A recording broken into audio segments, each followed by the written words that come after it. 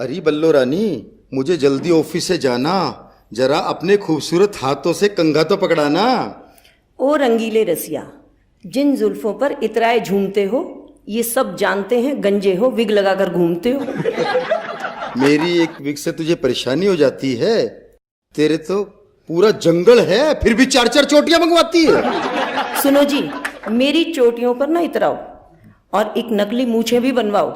ये सफाचट चेहरा मुझे नहीं भाता, इन पर उनको चिपकाओ। अच्छा, तेरे कहने पर पहले विग बनवाई, अब मुंह चिपकाऊं। बाल तुझे इतने ही पसंद हैं तो क्या अनिल कपूर बन जाऊं? देखा, क्या कहते हो कि अनिल कपूर दिखते हो? भाभी जी समझा दो इनको, आईना देख लें, हकीकत के आऊं आऊं शक्ति कपूर दिखते हो। अरे बल्लो, जब मैं विग नहीं लगाता था तो बारिश की पहली बूंद का आनंद सबसे पहले मैं ही तो पाता था। भाड़ में गया आनंद, मुझे तो मेरे पिता और रब ने पता नहीं कौन से कर्मों की सजा दी जो अपनी ये खूबसूरत बेटी इस गंजे से ब्याह दी।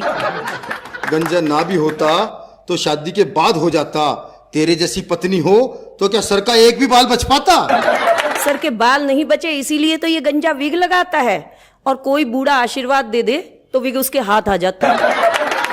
अरे बल्लो, तुझे क्या पता, गंजा पति किफायती कहलाता है और इस चांद के कारण तेल शैम्पू का कितना खर्चा बच जाता है।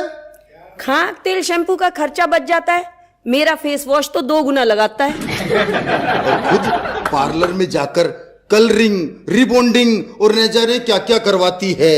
लेकिन मजे की बात तो ये है कि उसके बाद भी इसकी जुल्फे बरगद का झाड़ नजर आती है। अच्छा जी, ये जो जुल्फें तुम्हें बरगद का झाड़ नजर आती हैं, जरा जाकर के पूछो पड़ोसियों से, उनके दिल पर क्या गजब ढाती हैं जब ये लहराती हैं। ये पत्नियां सारा खर्चा तो पतियों का करवाती हैं और अदाएं जाके मोहल्ले भर में दिखाती हैं। तो इसमें कौन सी गलत बात है? हर पत्नी अपने घर में बस बर्तन मांजती और कपड़े धोती है, उसके हुस्न की असली तारीफ तो मोहल्ले में ही होती है।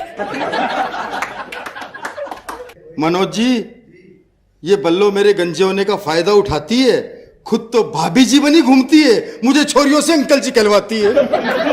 और इस अंकल जी की बात बताते मुझे शर्म आती है, इस गंजे को तो मोहल्ले की हर बूढ़ी आंटी भी भा जाती है। वैसे तो कहती है मुझे बहुत प्यार करती है, लेकिन मैं किसी बुढ़िया से भी बात कर लूं तो मुझ पे शक करती है। गलत बात, शक का इल्जाम हमेशा हम औरतों के सिर आता है। इतिहास गवाह है, भगवान राम भी तो सीता से ही अग्नि परीक्षा करवाता है। हम पतियों को तो पत्नी के रूप में हमारे कर्मों की सजा दी जाती है, और इनका बदला पूरा ना हुआ तो सावित्री बनकर यमराज से भी पति के प्राण खींच लाती है। और मेरे प्राण तो तब सूख जाते हैं, इस गंजे को लेकर मुझसे तो मायके भी नहीं जाया जाता है। वहां जाकर ये गंजा मेरी बहन यानी अपनी साली से टकली पर चंपी करवाता है।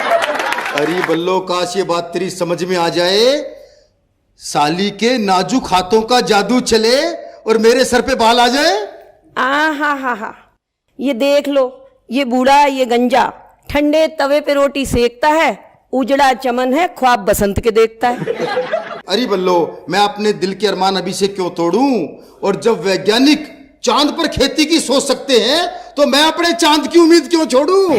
हाँ, तुम तो अपनी चांद पर क्या खूब ऐंठते हो, और करवा चौथ पर कोई व्रत न तोड़ दे इसलिए टोपी पहनकर बैठते हो। मैं कहाँ ऐंठता हूँ, मेरा तो सदा से एक जैसा ग्राफ है। या तो पहले भी मामला साफ था और आज भी मामला साफ है।